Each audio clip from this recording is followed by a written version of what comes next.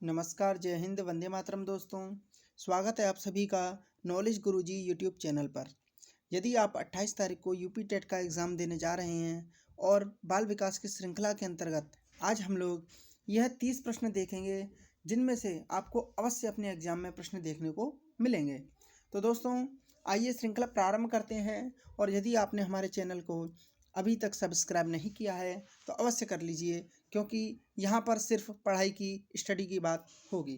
आइए दोस्तों, प्रारंभ करते हैं। पहला प्रश्न है, क्रिया प्रसूत अनुकूलन सिद्धांत का प्रतिपादन किसने किया? ए पॉवलव, बी स्किनर, सी थॉर्नडाइक और डी कोहलर। तो दोस्तों, आपको पता है क्रिया प्रसूत अनुकूलन सिद्धांत का प्रतिपादन स्किनर ने किया। ऑप्शन बी सही हो जाएगा।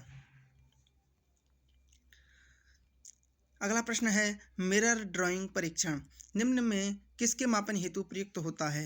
ए व्यक्तित्व, बी बुद्धि, सी अधिगम, डी नैतिकता। तो मिरर ड्राइंग परीक्षण जो है वह अधिगम के मापन के लिए प्रयुक्त होता है, इसलिए ऑप्शन सी सही हो जाएगा, अधिगम। अगला प्रश्न है, सूक्ष्म शिक्षण चक्र का प्रथम पद होता है, अर्थात सूक्ष्म शिक्षण जब करते हैं तो पहला चरण क्या होता है? ए प्रतिपुष्टि, बी शिक्षण, सी योजना बनाना, डी प्रस्तावना। तो दोस्तों, सूक्ष्म शिक्षण चक्र का जो प्रथम पद होता है वह होता है योजना बनाना। अगला प्रश्न है, मानसिक आयु का प्रत्यय दिया था? ए बिने साइमन ने, बी स्टर्न ने, सी टर्मन ने, डी सिरिल बर्ट ने। तो मानसिक आयु का जो प्रत्यय है वह बिने और साइमन ने दिया था। 5 का ऑप्शन ए सही हो जाएगा, बिने साइमन। आप जो भी प्रश्न हैं ये बहुत ही महत्वपूर्ण प्रश्न हैं। आप इन सभी को एक तरह से रट लेंगे। बहुत ही फास्ट रिवीजन हम लोग यहाँ पर करेंगे। ज़्यादा से ज़्यादा 10 मिनट में कक्षा को समाप्त कर देंगे। थॉर्नडाइक ने अपने सिद्धांत को किस शीर्षक से सिद्ध किया? ए संज्ञानात्मक अधिगम, बी अधिगम के प्रयास एवं भूल, सी संकेत अधिगम, डी स्थान अधिगम। आपको पता होगा थॉर्नडाइक ने जो है अधिगम के प्रयास एवं भूल का सिद्धांत दिया था, तो यही इनका शीर्षक था। 6 का बी ऑप्शन सही हो जाएगा, अधिगम के प्रयास एवं भूल। 7वां प्रश्न है, निम्न में से कौन मनोवैज्ञानिक भाषा विकास से संबद्ध है? ए पॉवलव, बी बिने, सी चॉम्स्की, डी मास्लो। तो आपको पता होगा कि भाषा विकास का जो सिद्धांत है आपके नोम चॉम्स्की ने दिया था, तो 7 का ऑप्शन सी सही हो जाएगा, नोम चॉम्स्की। 8वां प्रश्न है, संकल्पनात्मक परामर्श के जन्मदाता हैं? ए विलियमसन, बी थॉर्न, सी रोजर्स, डी इनमें से कोई नहीं। तो दोस्तों, संकल्पनात्मक परामर्श के जो जन्मदाता हैं वे बी थॉर्न हैं। क्या है? थॉर्न। तो 8 का ऑप्शन बी सही हो जाएगा, थॉर्न। 9वां प्रश्न है, किंडरगार्टन विधि का प्रतिपादन किसने किया? ए कुक ने, बी फ्रोबेल ने, सी मोंटेसरी ने और डी डाल्टन ने। तो दोस्तों, किंडरगार्टन विधि का जो प्रतिपादन है वे फ्रोबेल ने किया था। 9 का ऑप्शन बी सही हो जाएगा, फ्रोबेल। 10वां प्रश्न है, डिसलेक्सिया संबंधित है? ए लेखन संबंधी समस्या से, बी पढ़ने संबंधी समस्या से, सी गणितीय कौशल संबंधी समस्या से और डी वाक क्षमता संबंधी समस्या से। तो दोस्तों, आपको पता होगा कि डिसलेक्सिया जो है यह पढ़ने संबंधी समस्या से संबंधित है, तो 10 का ऑप्शन बी सही हो जाएगा, पढ़ने संबंधी समस्या से। 11वां प्रश्न है, छात्र के अवांछित व्यवहार के संशोधन हेतु सबसे प्रभावी विधि है? यदि छात्र का अवांछित व्यवहार जो है उसका आपको संशोधन करना है, ठीक करना है, तो विधि कौन सी अच्छी होगी? ए उसे माता पिता को सूचित करना है, बी छात्र को दंडित करना, सी उसे नज़रअंदाज करना और डी अवांछित व्यवहार के कारणों का पता लगाना तथा उपचारों का सुझाव देना। तो दोस्तों, इसका सही उत्तर हो जाएगा डी अवांछित व्यवहार के कारणों का पता लगाना तथा उपचारों का सुझाव देना। तो 11 का ऑप्शन डी सही हो जाएगा। 12वां प्रश्न है, अधिगम का पठार है? ए अधिगम की समाप्ति, बी अधिगम में अवरुद्ध वर्धन, सी अधिगम में दोष और डी अधिगम में अवरोध। तो दोस्तों, अधिगम पठार का तात्पर्य है अधिगम में अवरुद्ध वर्धन। अवरुद्ध वर्धन का तात्पर्य है कि जो अधिगम है वहाँ पर रुक गया है और काफ़ी समय से रुका हुआ है, इसी को अधिगम पठार कहा जाता है। तो 12वां का बी हो जाएगा सही। क्या होगा? अधिगम में अवरुद्ध वर्धन। 13वां प्रश्न है, निम्न में से कौन सा विस्मृति का कारण नहीं है? ए सीखने में कमी, बी स्मरण की इच्छा, सी मानसिक द्वंद्व और डी सीखने की दोषपूर्ण विधियां। आपसे पूछा गया विस्मृति का कारण नहीं है, तो विस्मृति का कारण नहीं है, इसका सही उत्तर जो हो जाएगा सीखने में कमी। ठीक है दोस्तों, तो 13 का ऑप्शन ए सही हो जाएगा, सीखने में कमी।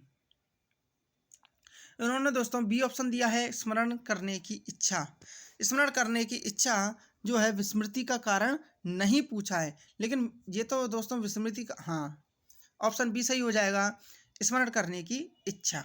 माफ कीजिएगा दोस्तों। 14वां प्रश्न है, जो संबंध स्किनर का चूहों से एवं थॉर्नडाइक का बिल्लियों से था, वही संबंध कोहलर का था।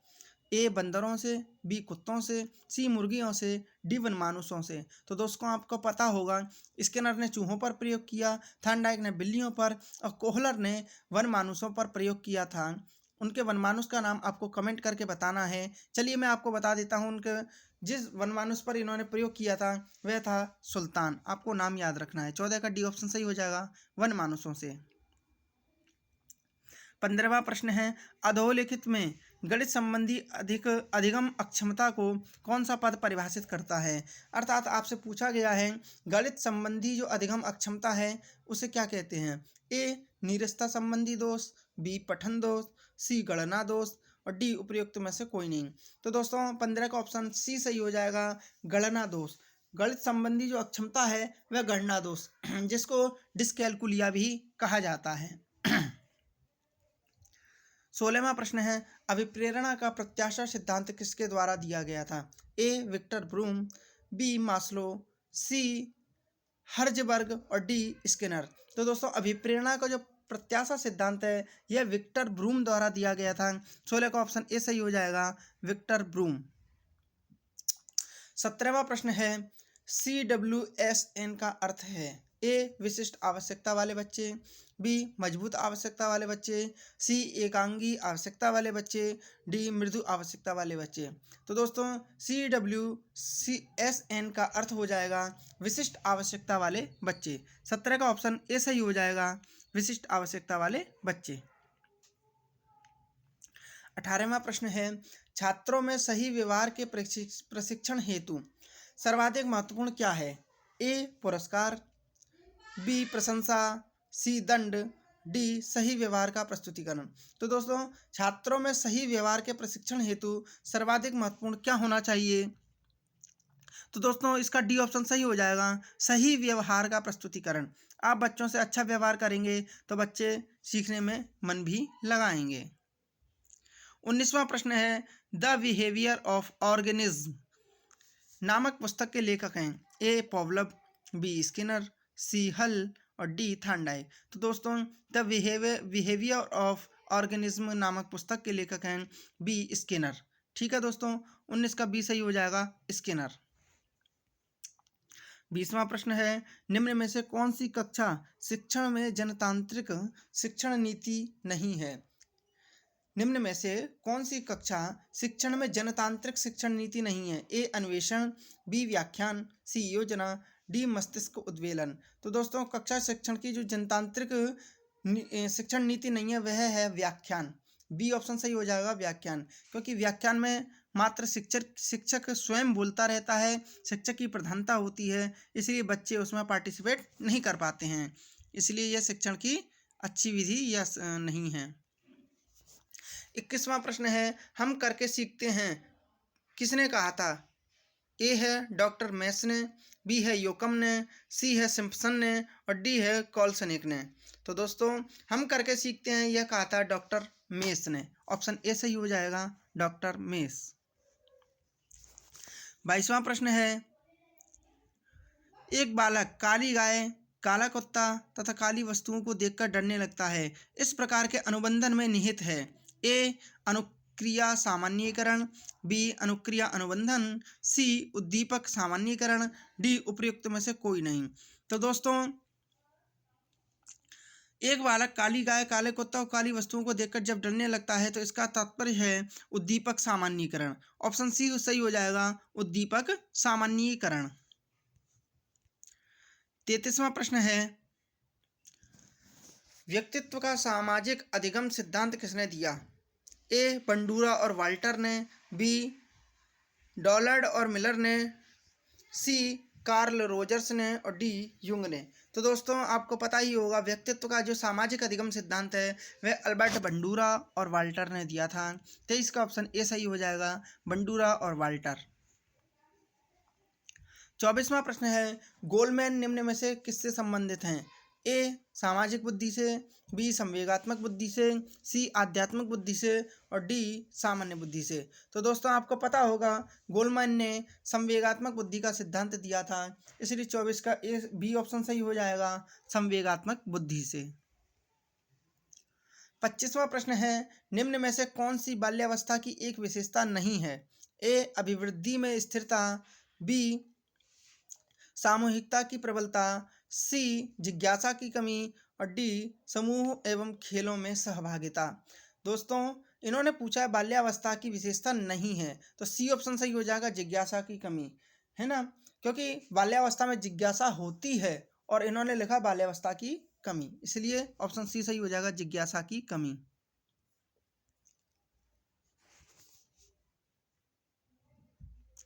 26वां प्रश्न है, अधिगम अनुभव और प्रशिक्षण के परिणाम स्वरूप व्यवहार में परिवर्तन है, यह कथन किसके द्वारा दिया गया है?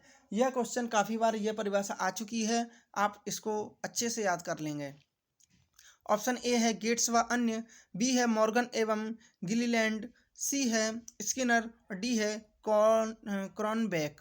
तो दोस्तों अधिगम अनुभव और प्रशिक्षण के परिणाम स्वरूप व्यवहार में परिवर्तन है, यह कहा है गेट्स व अन्य के द्वारा। 26 का ऑप्शन ए सही हो जाएगा, गेट्स व अन्य द्वारा। 27वां प्रश्न है, निम्न में से कौन सा शिक्षण अधिगम का स्तर नहीं है? ए स्मृति स्तर, बी अवबोध स्तर, सी परावर्ती स्तर और डी दूरवर्ती स्तर। तो दोस्तों शिक्षण अधिगम का स्तर कौन सा नहीं है? तो ऑप्शन डी सही हो जाएगा, दूरवर्ती स्तर, यह शिक्षण अधिगम का स्तर नहीं है। 28वां प्रश्न है, निम्न में से कौन सा फ्लेंडर की अंतःक्रिया विश्लेषण प्रणाली से संबंधित नहीं है? ए शिक्षक कथन, बी छात्र कथन, सी अभिभावक कथन और डी मौन। तो दोस्तों फ्लेंडर की अंतःक्रिया विश्लेषण प्रणाली से संबंधित कौन सा नहीं है? तो सी ऑप्शन सही हो जाएगा, अभिभावक कथन, ठीक है ना, 28 का सी ऑप्शन सही हो जाएगा। 29वां प्रश्न है, निम्न में से कौन सा सृजनात्मक प्रक्रिया से संबंधित नहीं है? ए आयोजन, बी उद्भवन, सी अभिप्रेरणा और डी उद्बोधन प्रबोधन। तो दोस्तों सृजनात्मक प्रक्रिया से संबंधित नहीं है, इसका सही उत्तर हो जाएगा सी अभिप्रेरण। अभिप्रेरण जो है यह सृजनात्मक प्रक्रिया से संबंधित नहीं है, 29 का सी ऑप्शन सही हो जाएगा। तो दोस्तों ये थे आज के आपके प्रश्न, आपके कितने सही हुए यह आप कमेंट करके अवश्य बताएंगे और आपकी तैयारी किस तरह की है। आगे इसी तरह हम लोग इस श्रृंखला को आगे लेकर के चलते रहेंगे। ठीक है दोस्तों, यदि आपने अभी तक हमारे चैनल को सब्सक्राइब नहीं किया है तो अवश्य कर लीजिए। धन्यवाद। जय हिंद, वंदे मातरम।